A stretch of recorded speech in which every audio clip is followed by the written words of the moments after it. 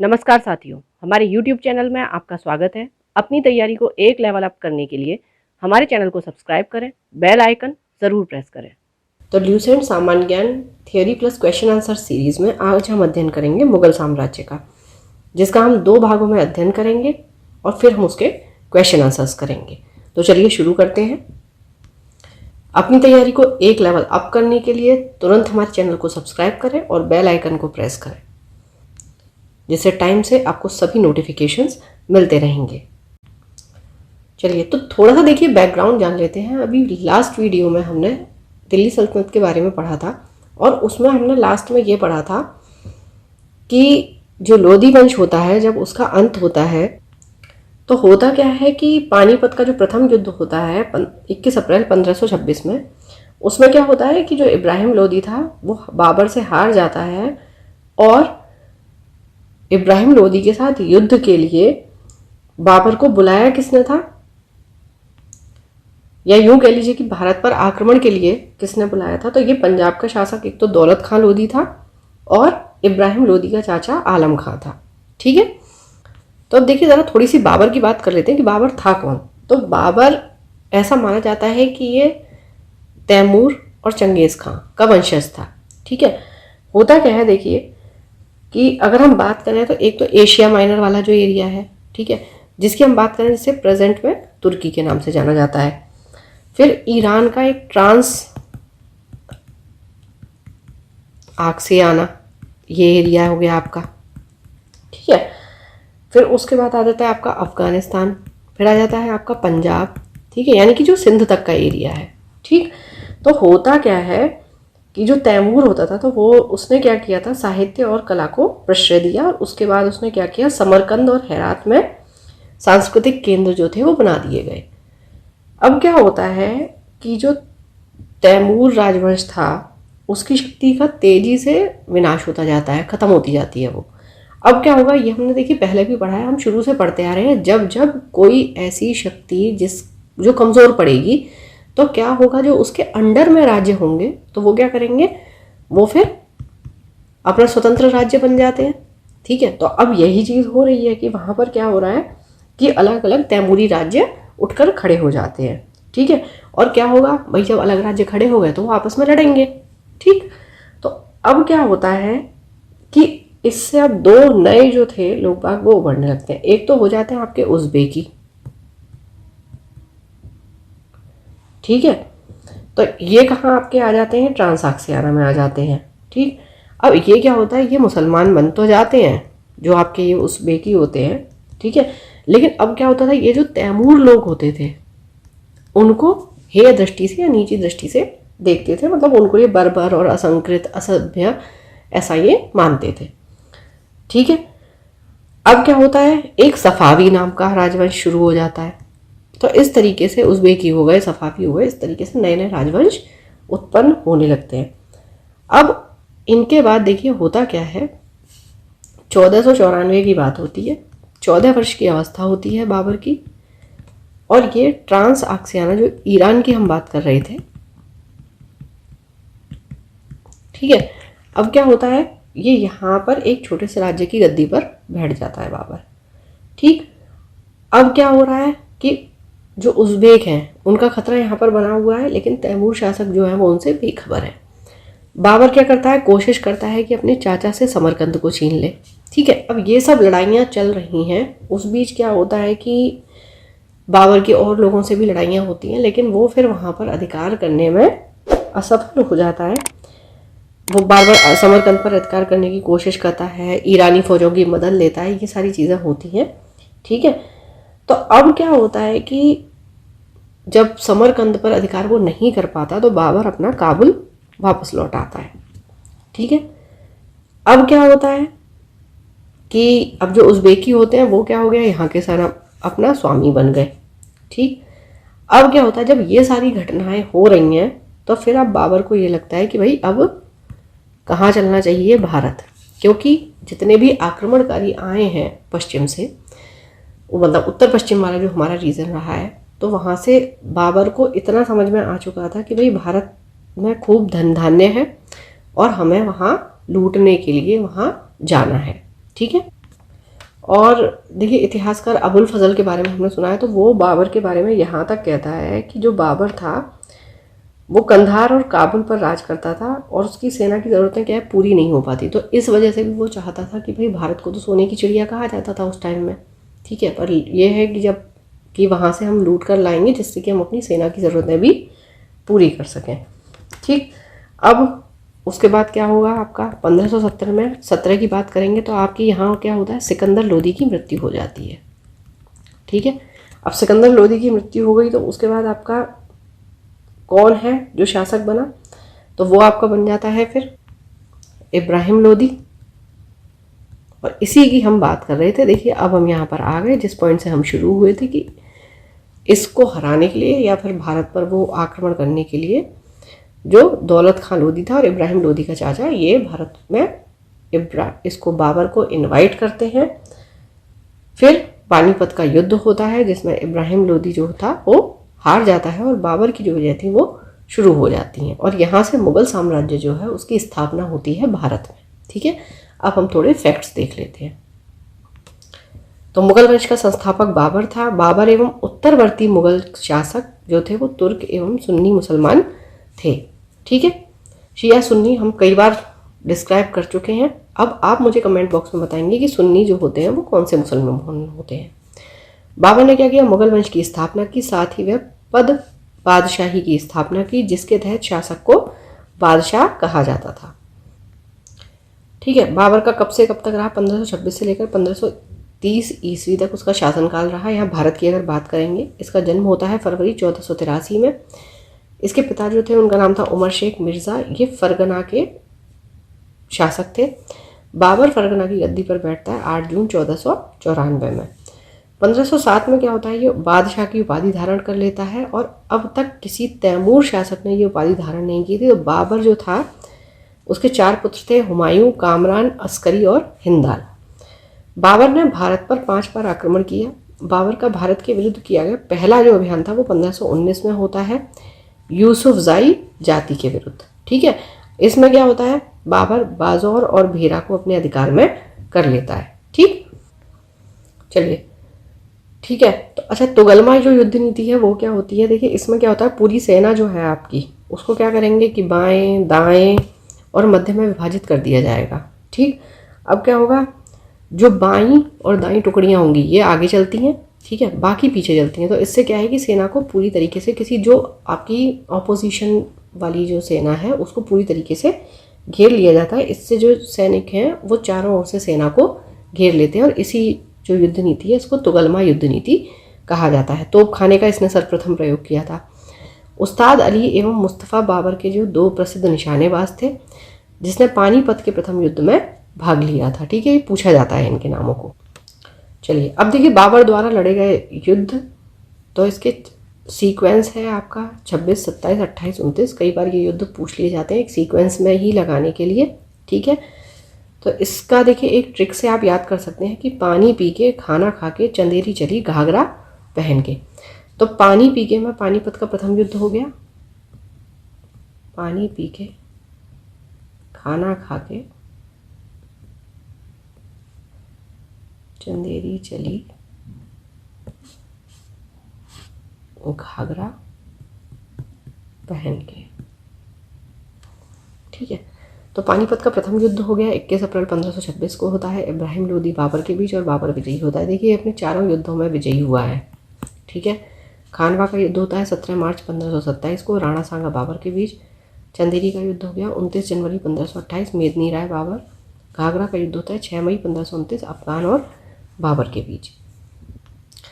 तो इब्राहिम लोदी जो था वो मध्यकाल का प्रथम शासक था जो युद्ध स्थल में मारा गया और इसके साथ ही इसका मित्र था ग्वालियर का वो राजा विक्रमजीत, वो भी युद्ध स्थल में ही मारा गया। हुमायूं ने कोहिनूर हीरा जो था ग्वालियर के दिवंगत राजा विक्रमजीत के परिवार से प्राप्त किया था। ठीक है, अब क्या होता है, ये बहुत उदार था इसलिए इसको कलंदर की उपाधि दी गई। बाबर ने मुसलमानों को तमगा नामक कर से मुक्त कर दिया था। तो तमगा आपका क्या हुआ, ये एक राज्य का कर था। ठीक है, जो क्या होता था, व्यापारियों से लिया जाता था, मतलब व्यापारिक कर था ये। ठीक है, तो इसने इसको क्या करा था, इस कर से मुसलमानों को मुक्त कर दिया था। खानवा युद्ध में बाबर ने राणा सांगा के खिलाफ जिहाद का नारा दिया और युद्ध में विजय के बाद गाजी की उपाधि धारण कर ली। 30 जनवरी 1528 को जहर दे देने के कारण राणा सांगा की मृत्यु हो जाती है। बाबर ने बंगाल के शासक नुसरत शाह के साथ 6 मई 1529 को एक दूसरे की संप्रभुता का सम्मान करने का वादा करते हुए एक संधि की, जिसके अनुसार नुसरत शाह ने अफगान विद्रोहियों को शरण न देने का वचन दे दिया। ठीक है, अब क्या होता है, 48 वर्ष की आयु में ये 1530 को आगरा में इसकी मृत्यु हो जाती है। ठीक, प्रारंभ में बाबर के शव को आगरा के आरामबाग में दफनाते हैं और फिर उसको काबुल उसके द्वारा चुने हुए स्थान पर दफनाया जाता है जहाँ उसकी इच्छा रही होगी, यहाँ भी मुझे यहाँ पर दफनाना चाहिए। बाबर की मातृभाषा तुर्की थी, लेकिन वह अरबी और फारसी का भी अच्छा ज्ञाता था। इसने अपनी आत्मकथा लिखी है, इसका नाम है बाबरनामा। इसका अनुवाद बाद में फारसी में किया गया, ये किया था आपका अब्दुल रहीम खाना ने। अपनी आत्मकथा में बाबर ने औपचारिक बागों की योजनाओं और उनके बनाने में अपनी रुचि का वर्णन किया है। अक्सर ये बाग जो होते थे वो दीवारों से घिरे रहते थे, कृत्रिम नहरों द्वारा 4 भागों में विभाजित आयताकार अहाते में स्थित थे। 4 समान हिस्सों में बटे होने का कारण ये 4 बाग कहलाते थे, आपने सुने भी होंगे। ठीक है, और इनको 4 बाग बनाने की परंपरा की शुरुआत किसके समय में हुई? अकबर के समय में। ठीक है, तो मुबैयान आपका क्या था? फारसी में कविता की एक नई शैली थी जिसको मुबैयान कहा गया। ठीक है, और इसको मुबैया भी लिखा जाता है। ठीक है, बाबर प्रसिद्ध नक्शबंदी सूफी ख्वाजा उबैदुल्ला अहरार का अनुयायी था और इसका उत्तराधिकारी जो था वो हुमायूं हुआ। चलिए अब हुमायूं को देख लेते हैं। हुमायूं की बात करेंगे तो 1530 से लेकर 1556 तक रहा इसका राज्य। तो होता क्या है, नसीरुद्दीन हुमायूं 29 दिसंबर 1530 को आगरा में 23 वर्ष की अवस्था में सिंहासन पर बैठता है। गद्दी पर बैठने से पहले हुमायूं बदख्शां का सूबेदार था। ठीक है, अपने पिता के निर्देश के अनुसार हुमायूं ने अपने राज्य का बंटवारा अपने भाइयों में कर दिया। इसने कामरान को काबुल और कांधार, मिर्ज़ा अस्करी को संभल, मिर्ज़ा हिंदाल को अलवर व मेवाड़ की जागीरें दे दी और अपने चचेरे भाई सुलेमान मिर्ज़ा को हुमायूं ने बदख्शां का प्रदेश जो था वो दे दिया, जहाँ का ये पहला सूबेदार हुआ करता था। 1533 में क्या होता है, हुमायूं दीन पनाह नामक एक नगर की स्थापना करता है। चौसा का युद्ध होता है 1539 में और शेर खां और हुमायूं के बीच में ये होता है और इसमें शेर खां विजयी रहता है। इसी युद्ध के बाद शेरशाह क्या करता है, शेर खां जो था वो शेरशाह की पदवी धारण कर लेता है। बिलग्रिम या कन्नौज का युद्ध होता है 17 मई 1540 में। इसमें शेर खां और हुमायूं के बीच होता है। इस युद्ध में भी हुमायूं पराजित हो जाता है। ठीक है, अब क्या हुआ, शेरशाह ने क्या किया, आगरा और दिल्ली पर कब्जा कर लिया, यानी कि 2 युद्ध हुए, दोनों में हुमायूं की पराजय हुई। अब बिलग्रिम के युद्ध के बाद क्या होता है, हुमायूं सिंध चला जाता है। यहाँ वो 15 वर्षों तक घुमक्कड़ों जैसा निर्वासित जीवन व्यतीत करता है। ठीक है, निर्वासित मतलब निकाल दिया गया जो होता है। निर्वासन के समय हुमायूं ने क्या करता है, वो हिंदाल के आध्यात्मिक गुरु फारसवासी शिया मीर बाबा दोस्त उफ मीर अली अकबर जामी, इनकी पुत्री हमीदा बानू बेगम से 29 अगस्त 1541 को निकाह कर लेता है। अब क्या होता है, हमीदा से ही आपका जो अकबर है वो जन्म होता है उसका। 1555 में हुमायूं पंजाब में शूरी शासक सिकंदर को पराजित कर पुनः दिल्ली की गद्दी पर बैठ जाता है। ठीक है, तो वहाँ क्या हो रहा था, अब दिल्ली पर जब हुमायूं निर्वासित हो जाता है वहाँ से, तो वहाँ पे क्या होता है, शेरशाह का स्थापना हो जाती है उनके वंश की और उस वंश को कहा जाता है सूरी वंश। ये वापस आता है 15 सालों के बाद और 1555 में क्या करता है, फिर से दिल्ली की गद्दी पर बैठ जाता है सिकंदर सूरी को पराजित करके। अब इसके द्वारा 4 प्रमुख युद्ध लड़े जाते हैं, इनको आप ऐसे याद रख सकते हैं। देखिए, देव ने चौसा, बिल में सर दे के खाया। ठीक है, तो देव से हो गया आपका देवरा का युद्ध 1531, फिर आपका चौसा 1539, बिलग्राम का होता है आपका 1540 और सरहिंद का युद्ध होता है आपका 1555 में। ठीक है, छोटी छोटी ये ट्रिक्स हैं, इनसे आपको क्या है कि चीज़ें ना इजीली रिकॉल हो जाती हैं बस। तो बाकी आप इनको 1-2 बार वीडियोस को देख लेंगे तो आपको वैसे ही याद हो जाएगा, पर अगर फिर भी आप चाहें तो आप इन शॉर्ट ट्रिक्स पे जा सकते हैं। ठीक है, तो होता क्या है, 1 जनवरी 1556 को दीन पनाह भवन जो होता है, जो इसने निर्माण करवाया था, इसमें जो इसका पुस्तकालय था, शेर मंडल की सीढ़ियों से गिरने के कारण हुमायूं की मृत्यु हो जाती है और इसके बारे में इतिहासकार लेनपूल ने यह कहा था कि हुमायूं गिरते पड़ते इस जीवन से मुक्त हो गया, ठीक उसी तरह जिस तरह तमाम जिंदगी वह गिरते पड़ते चलता रहा था। हुमायूं नामा की रचना गुलबदन बेगम करती है और ये इसकी बहन होती है। हुमायूं ज्योतिष में विश्वास करता था, इसलिए इसने सप्ताह के 7 दिन 7 रंग के कपड़े पहनने के नियम बनाए थे। ठीक है, यहाँ से आपका क्वेश्चन आ सकता है कि कौन सा शासक जो था वो 7 रंग के कपड़े पहनता था 7 दिनों में, तो ये हुमायूं। अब बात करते हैं शेरशाह सूरी। सूर साम्राज्य का संस्थापक अफगान वंश का शेरशाह सूरी था। डॉक्टर KR कानूनगो के अनुसार हरियाणा प्रांत के नारनौल स्थान पर इब्राहिम के पुत्र हसन के घर में 1486 में शेरशाह का जन्म होता है। ठीक है, पिता का नाम हसन हो गया। परमात्मा शरण का विचार है कि शेरशाह का जन्म 1472 ईस्वी में हुआ और इनके बचपन का नाम था फरीद खां। यह सूर्य वंश से संबंधित था। इसके पिता जो थे हसन खां, वो जौनपुर राज्य के अंतर्गत सासाराम के जमींदार थे और सासाराम में ही शेरशाह का मकबरा है। तो जब इनका नाम फरीद हुआ करता था, इन्होंने क्या किया, एक शेर को तलवार के एक ही वार से मार दिया। उसकी इस बहादुरी से प्रसन्न होकर बिहार का जो अफगान शासक था, कौन, सुल्तान मोहम्मद बहार खां लोहानी, उसने उसे शेर खां की उपाधि प्रदान कर दी। अब क्या होता है, शेरशाह बिलग्राम का युद्ध 1540 ईस्वी में दिल्ली की गद्दी पर बैठता है। ठीक है, बिलग्राम का युद्ध किसके साथ होता है, हुमायूं के साथ। शेरशाह की मृत्यु कालिंजर के किले को जीतने के क्रम में 22 मई 1545 ईस्वी को हो जाती है। मृत्यु के समय में उक्का नाम का आग्नेयास्त्र चला रहा था। ठीक है, अब क्या होता है, कालिंजर का जो शासक था कीरत से, ठीक है, हिंद तथा ईरानी वास्तुकला के समन्वय का प्रथम उदाहरण जो है वो शेरशाह का मकबरा है, जो कहाँ पर है आपका, सासाराम में। ठीक है, ऊंचे टीले पर यह निर्मित किया गया है। सासाराम जो क्वेश्चन है ये आपका कई बार पूछा गया है कि सासाराम में किसका मकबरा है या शेरशाह का मकबरा कहाँ पर है। रोहतासगढ़ किला होता है, इसको किलाए कोहना नामक मस्जिद का निर्माण शेरशाह के द्वारा किया गया। शेरशाह ने रोहतासगढ़ के दुर्ग एवं कन्नौज के स्थान पर शेरसूर नामक नगर को बसाया था। इसका उत्तराधिकारी इसका पुत्र इस्लाम शाह था।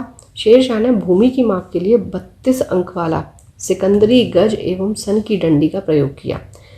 इसके समय में क्या हुआ, पैदावार का लगभग 1/3 भाग लगान के रूप में वसूल करती थी सरकार, और इसने 178 ग्रेन चांदी का रुपया और 380 ग्रेन तांबे के दाम चलवाए थे। तो ये रुपया और जो दाम था ये आपसे कई बार पूछा गया है एग्जाम में।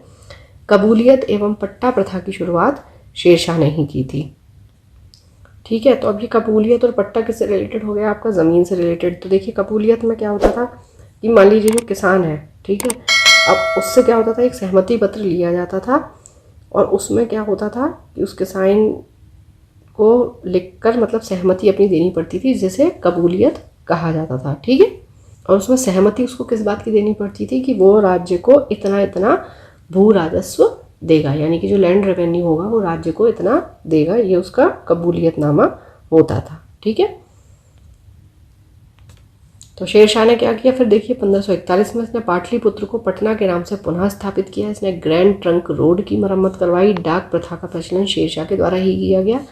मलिक मोहम्मद जायसी शेरशाह के समकालीन थे। बहुत बार आपसे ही पूछा गया है क्वेश्चन। अब अकबर की बात करते हैं। 1556 से 1605 तक रहा अकबर का शासनकाल। सम्राट अकबर जो था इनका जन्म 1500 अक्टूबर 1542 को होता है हमीदा बानो बेगम के गर्भ से अमरकोट के राणा वीर साल के महल में। होता क्या है, बचपन का नाम जलाल था और उसका राज्याभिषेक 14 फरवरी 1556 को होता है पंजाब के कलानौर नामक स्थान पर। ठीक है, अब एक बार ये देख लेते हैं कि अकबर के समकालीन शासक कौन कौन से हैं। पहले तो होगी रानी एलिजाबेथ 1558 से लेकर 1603 ईस्वी इंग्लैंड। ठीक है, फिर आपका शाह अब्बास हो जाता है 1588 से 1629, ये ईरान का था। जार ईवान फोर्थ बेसिलिएविच 1530 से 1584, ये रूस का था और इसको ईवान दी टेरिबल नाम से जाना जाता था। ठीक है, अकबर का शिक्षक जो था वो था अब्दुल लतीफ़, ये एक ईरानी विद्वान था। तो जब ये गद्दी पर बैठता है तो इसका नाम जलालुद्दीन मोहम्मद अकबर बादशाही गाजी ये उपाधि लेते हुए राज सिंहासन पर ही बैठता है। बैरम खान जो था वो शिया मतावलंबी था। 1556 से लेकर 1560 ईस्वी तक अकबर का ये संरक्षक रहा। बदख्शां का ये निवासी था और उसे प्यार से खानी बाबा कहा जाता था। अब क्या होता है, पानीपत की जब दूसरी लड़ाई होती है, पहली जो लड़ाई होती है वो बाबर और इब्राहिम लोदी के बीच में होती है, ठीक है, 1526 की बात हुई थी। अब दूसरी लड़ाई जो होती है वो 5 नवंबर 1556 में होती है, वो देखिए 26 और ये हुई 56। तो थोड़ा सा चीज़ों को लिंक करके करेंगे तो आपको इजीली याद होंगी, ठीक है। तो ये किसके बीच हुई, अकबर और हेमू के बीच होती है, और इस युद्ध में अकबर की विजय होती है, उसमें बाबर की विजय हुई थी, ठीक है। 31 जनवरी 1561 को मक्का की तीर्थ यात्रा के दौरान पाटन नामक स्थान पर मुबारक खां नामक युवक ने बैरम खां की हत्या कर दी थी। 1562 में अकबर क्या होता है, हरम दल से अपने को पूर्णतः मुक्त कर लेता है, ठीक है। अब हरम दल कौन सा था, तो देखिए होता क्या है, जब अकबर राज सिंहासन पर बैठता है तब से लेकर 62 तक की अगर बात करेंगे तो महामंगा थी, ठीक है। तो ये क्या थी, अकबर की पालक माँ थी, यानी कि पाला था उन्होंने, और संरक्षिका भी थी, ठीक है। तो होता क्या है कि अकबर इनके क्योंकि संरक्षण में था, तो हरम दल इसलिए कहा जाता था कि वो औरतों से संबंधित था। मुस्लिम्स में बाबर इसकी शुरुआत करता है, ठीक है। तो अब यहाँ पर क्या होता था कि कई औरतें हरम में होती थी, तो इसलिए अब तक क्या है कि वो महामंगा के संरक्षण में काम कर रहा है। तो अकबर क्या है कि इस हरम दल से स्वतंत्र हो जाता है, कि यानी वो बागडोर जो था वो अपने हाथ में ले लेता है 1562 से, ठीक है। क्यों, क्योंकि 1562 में महामंगा की मृत्यु भी हो जाती है, ठीक है। चलिए अब बात करते हैं हल्दी घाटी का युद्ध। 18 जून 1576 ईस्वी को मेवाड़ के शासक महाराणा प्रताप और अकबर के बीच में होता है। इस युद्ध में अकबर विजयी होता है। मुगल सेना का नेतृत्व कौन कर रहे थे, मान सिंह और आसफ खां। अकबर का सेनापति जो था वो मान सिंह था। हल्दी घाटी युद्ध के समय कुंभलगढ़ राणा प्रताप का की जो थी वो राजधानी थी। राणा की ओर से इस युद्ध में हाकिम खां सूर के नेतृत्व में एक अफगान फौजी टुकड़ी और भीलों की एक छोटी सी सेना ने भाग लिया था। महाराणा प्रताप की मृत्यु हो जाती है 19 जनवरी 1597 में। एक सख्त धनुष की प्रत्यंचा चढ़ाते समय उन्हें अंदरूनी चोट लग जाती है और इस कारण उनकी मृत्यु हो जाती है। हल्दी घाटी के युद्ध के बाद राणा प्रताप ने डूंगरपुर के निकट चौवड़ में नई राजधानी बनाई। महाराणा प्रताप के घोड़े का नाम चेतक था और हाथी का नाम था राम प्रसाद। तो ये आप याद रखें, क्योंकि हाथी का नाम ज़्यादातर नहीं याद होता, चेतक नाम सबको पता होता है। अब अकबर ने दीन इलाही धर्म चलाया था, ठीक है। ये सब जो धर्म थे उनका सम्मान करता था। दीन इलाही धर्म स्वीकार करने वाला प्रथम एवं अंतिम हिंदू शासक जो था वो बीरबल था। महेश दास नामक ब्राह्मण को राजा बीरबल की पदवी दी गई थी, जो हमेशा अकबर के साथ रहता था। आपने अकबर बीरबल के किस्से भी सुने होंगे। अकबर ने जैन धर्म के जैनाचार्य हरि विजय सूरी को जगत गुरु की उपाधि दी। अकबर ने शाही दरबार में एक अनुष्ठान के रूप में सूर्योपासना शुरू करवाई थी, ठीक है, यानी कि भगवान सूर्य की उपासना करना। चलिए, तो राजस्व प्राप्ति की जो जब्ती प्रणाली थी ये अकबर के शासनकाल में प्रचलित थी, और जो राजा टोडरमल थे ये खत्री जाति के थे। 1580 में इन्होंने ये दहसाल बंदोबस्त की व्यवस्था लागू की थी, ठीक है। तो अब देखिए होता क्या था, दहसाल यानी कि 10 साल में, ठीक। तो होगा क्या, 10 साल में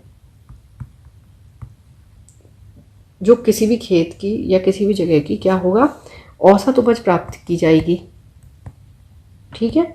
और ये जो औसत उपज होगी इसका 1/3 प्रति बीघा के हिसाब से, यानी कि 1 बीघे के हिसाब से जो 10 साल की उपज है वो औसत उपज निकालकर 1 बीघे में 1/3 तय किया जाता था और राज्य के हिस्से के रूप में वो आपको देना पड़ता था। ये थी आपकी दहसाल व्यवस्था, ठीक है। गुजरात विजय के दौरान अकबर सर्वप्रथम पुर्तगालियों से मिलता है और यहीं उसने सर्वप्रथम समुद्र को देखा होता है। गुजरात अभियान को इतिहासकार स्मिथ ने संसार के इतिहास का सर्वाधिक द्रुतगामी आक्रमण कहा है, ठीक है। द्रुत का मतलब होता है बहुत तेज, गामी मतलब चलने वाला, बहुत तेज गति से होने वाला, ठीक है।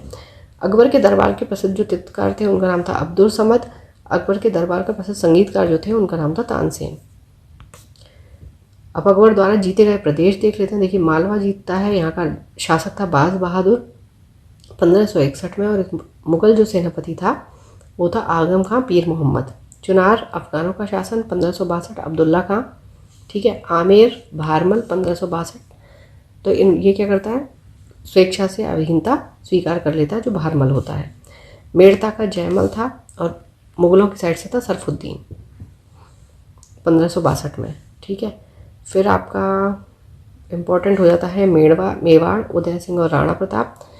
ठीक है, तो यहाँ स्वयं अकबर होता है और राणा प्रताप के साथ मानसिंह एवं आसफ खां। फिर रणथंभौर की बात करते हैं, सुरजनहाड़ा 1569 की बात है, भगवान दास और अकबर। ठीक है, कालिंजर के किले की बात आती है, रामचंद्र 1569, मजनू खां, काकशाह। ठीक है, फिर आपका जैसलमेर इंपॉर्टेंट है, रावल हरिराय 1570 में, ये भी स्वेच्छा से अधिकता स्वीकार कर लेते हैं। फिर आपकी बात आती है गुजरात की, मुजफ्फर खां तृतीय 1571, सम्राट अकबर। ठीक है, फिर हम बात करेंगे काबुल, हकीम मिर्ज़ा, मानसिंह और अकबर इसका नेतृत्व करते हैं। फिर कश्मीर में यूसुफ याकूब खां, भगवान दास और कासिम खां। ठीक है, फिर देखिए मानसिंह कितने युद्धों में अकबर के साथ रहे। उड़ीसा का होता है निसार खां, यहाँ पर भी मानसिंह है, 1592 की बात है। दक्षिण भारत की बात करेंगे, खानदेश, अली खां, ये स्वेच्छा से अधीनता स्वीकार करता है। दौलताबाद, यहाँ पर चांद बीबी 1599, मुराद, अब्दुल रहीम खान खाना, अबुल फजल और अकबर।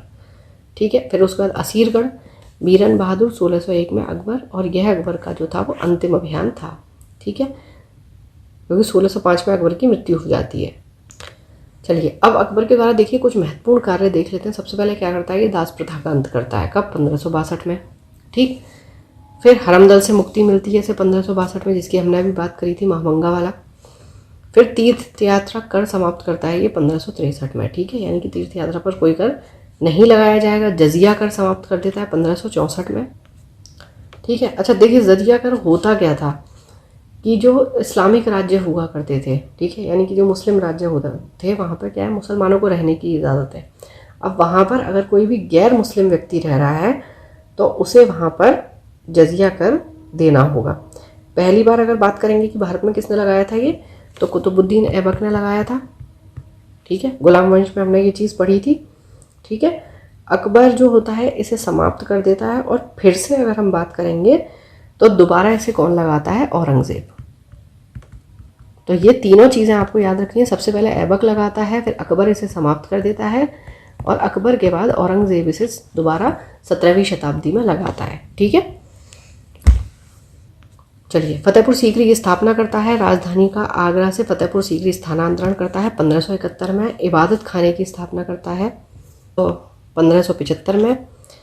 फिर इबादत खाने में सभी धर्मों के लोगों के प्रवेश की अनुमति होती है 1578।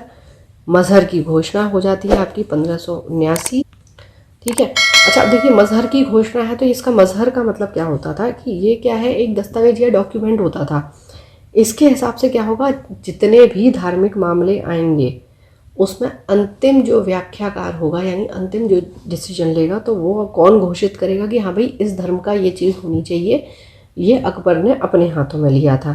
ठीक है, और क्या होता है, ये जो डॉक्यूमेंट होता है, ये जो पत्र आता है, इससे अकबर क्या करता है, कौन सी उपाधि धारण करता है, सुल्तान ए आदिल।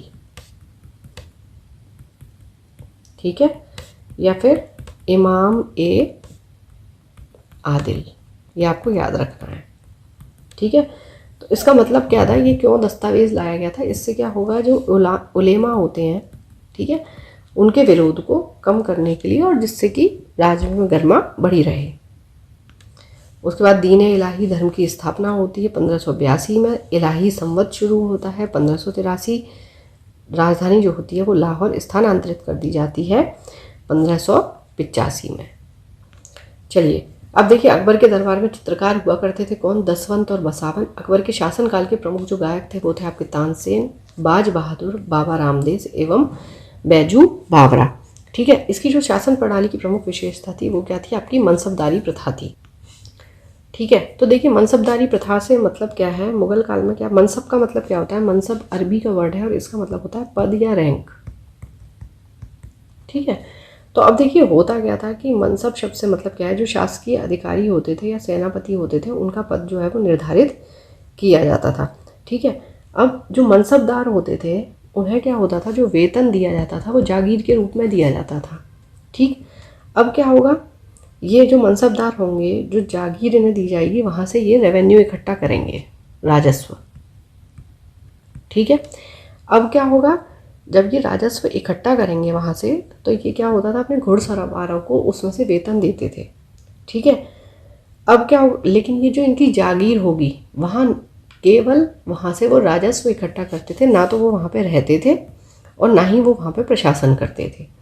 ठीक है, तो अब क्या होगा, जागीर से ये अपने सेवकों द्वारा जो भी रेवेन्यू है उसको एकत्र करेंगे और सेवा जो देंगे वो देश के अन्य हिस्सों में देते थे ये जो मनसबदार होते थे।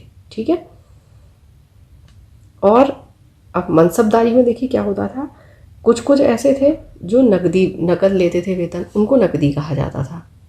ठीक है, और जो जागीर के माध्यम से वेतन लेते थे उनको जागीरदार कहा जाता था। ठीक है, अकबर के समकालीन प्रसिद्ध सूफी संत शेख सलीम चिश्ती थे। कई बार ये पूछा गया है। इसकी मृत्यु 16 अक्टूबर 1605 को हुई। इसे आगरा के निकट सिकंदरा में दफनाया गया है। तो जो भी जितने भी आपके मुगल बादशाह हैं उनकी जहाँ पर भी कब्रें हैं वो इम्पोर्टेंट हैं, जो कि मैंने फैक्ट्स में आपको ज्ञानास्त्र सीरीज़ में दी हुई हैं। ठीक है, आप एक बार वहाँ पे जाके देख सकते हैं। स्थापत्य कला की अगर बात करेंगे तो अकबर की महत्वपूर्ण कृतियाँ कौन कौन सी हैं? दिल्ली में हुमायूं का मकबरा हो गया, आगरा का लाल किला हो गया, फतेहपुर सीकरी में शाही महल हो गया, दीवाने खास, पंचमहल, बुलंद दरवाज़ा। ठीक है, ये इसने गुजरात विजय के उपलक्ष्य में फतेहपुर सीकरी में बनवाया था। जोधाबाई का महल हो गया, इबादत खाना हो गया, इलाहाबाद का किला हो गया और लाहौर का किला, ये सब अकबर ने बनवाए थे। अकबर के दरबार में सुशोभित होने वाले जो 9 रत्न थे कई बार पूछे जाते हैं। आपका अबुल फजल हो गया, फैज़ी, तानसेन, बीरबल, टोडरमल, राजा मानसिंह, अब्दुल रहीम खाने खाना, फ़कीर अज़ीउद्दीन और मुल्ला दो प्याज़ा। अबुल फजल का बड़ा भाई फैज़ी अकबर के दरबार में राज कवि के पद पर आसीन था। अबुल फजल ने अकबरनामा ग्रंथ की रचना की और दीन इलाही धर्म का ये मुख्य पुरोहित था।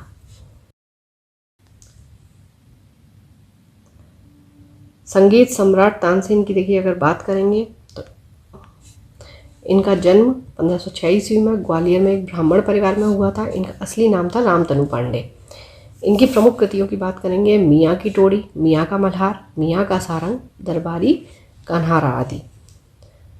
कंठाभरण वाड़ी विलास की उपाधि अकबर ने किसको दी थी? तानसेन को। तानसेन अकबर के दरबार में आने से पहले रीवा के राजा रामचंद्र के राजाश्रय में थे।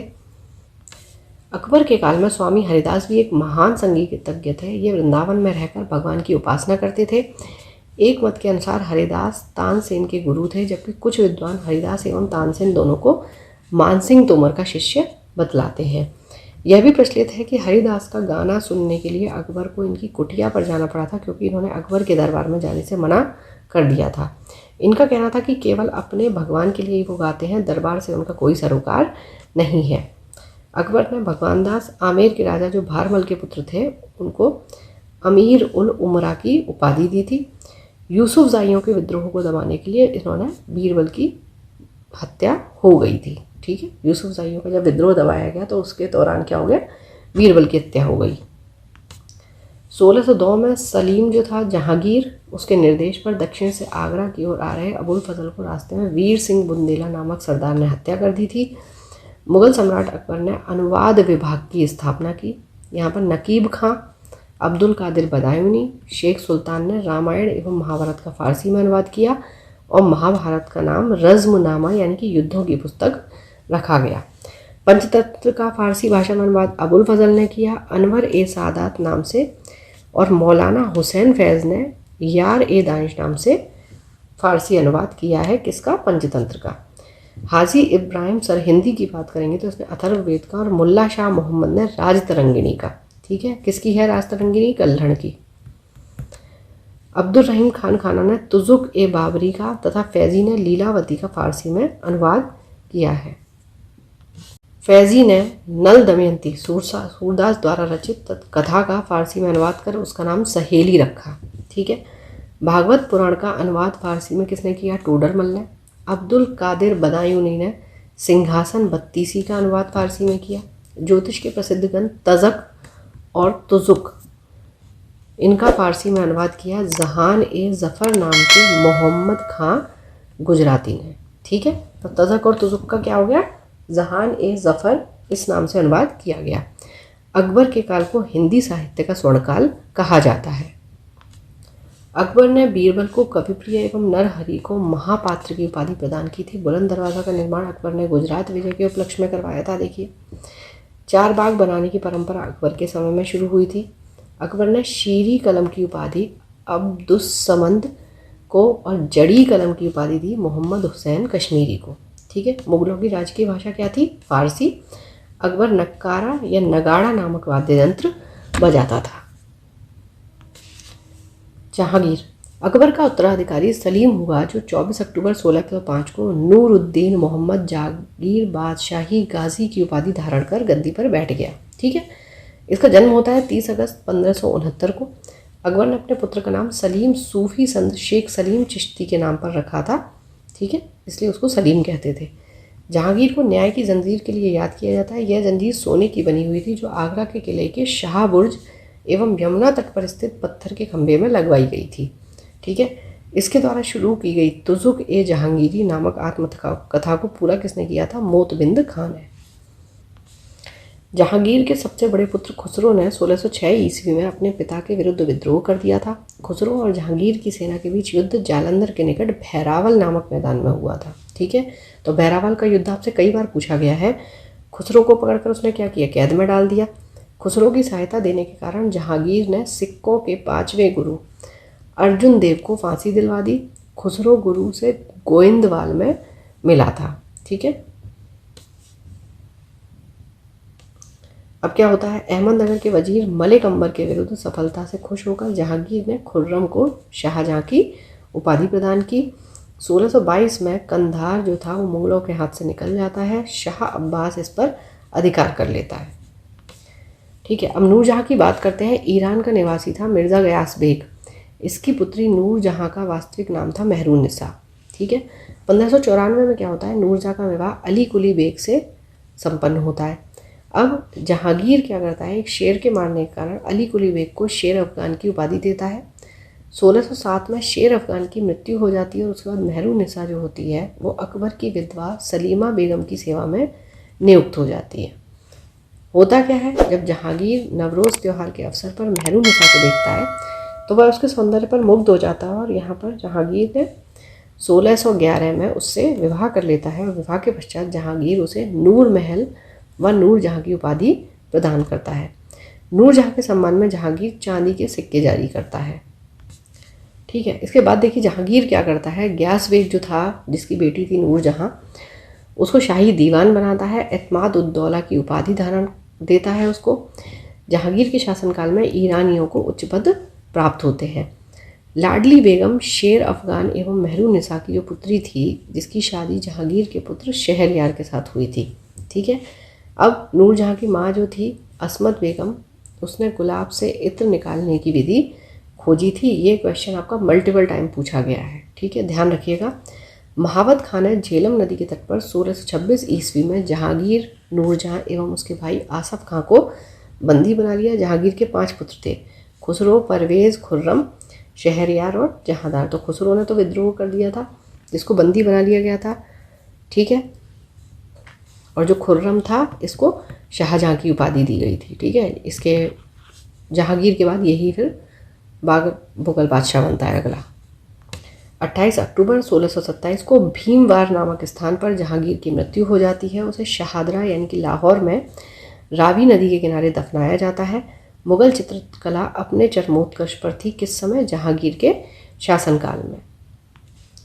जहांगीर के दरबार में जो कुछ प्रमुख चित्रकार थे वो आपके कौन से थे? आगा रज़ा हो गया, अबुल हसन हो गया, मोहम्मद नासिर, मोहम्मद मुराद, उस्ताद मंसूर, विशन दास, मनोहर एवं गोवर्धन, फारूक बेग और दौलत। जहांगीर ने आगा रज़ा के नेतृत्व में आगरा में एक चित्रणशाला का निर्माण कराया, उसकी स्थापना की। हमजा नामा का विषय चित्रकला है। उस्ताद मंसूर एवं अबुल हसन को जहांगीर ने क्रमशः नादिर उल उस और नादिरुज़्ज़मा की उपाधि प्रदान की। ठीक है। यानी उस्ताद मंसूर को दी नादिर उल उस की और अबुल हसन को दी नादिरुज़्ज़मा की। इसने संस्कृत के कवि जगन्नाथ को पंडित राज की उपाधि दी थी। जहांगीर ने अपनी आत्मकथा में लिखा कि कोई भी चित्र, चाहे वह किसी मृतक व्यक्ति का हो, जीवित द्वारा बनाया गया हो, मैं देखते ही तुरंत बता सकता हूँ कि यह किस चित्रकार की कृति है।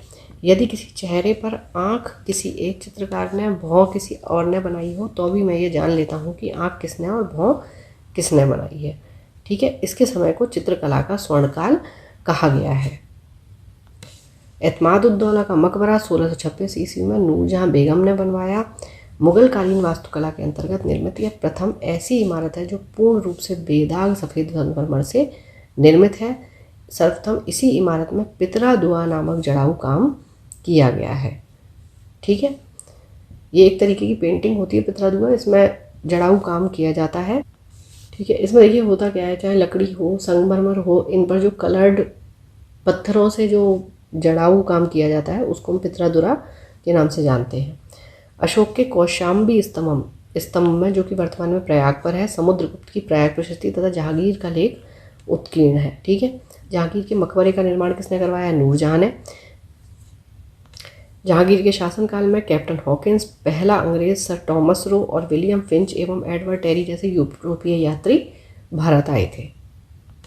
तो ये हमारा मुगल साम्राज्य का प्रथम भाग था। अगले में हम आगे का भाग तथा इससे रिलेटेड क्वेश्चन आंसर्स को कवर करेंगे। Thank you for watching, keep learning, stay with me.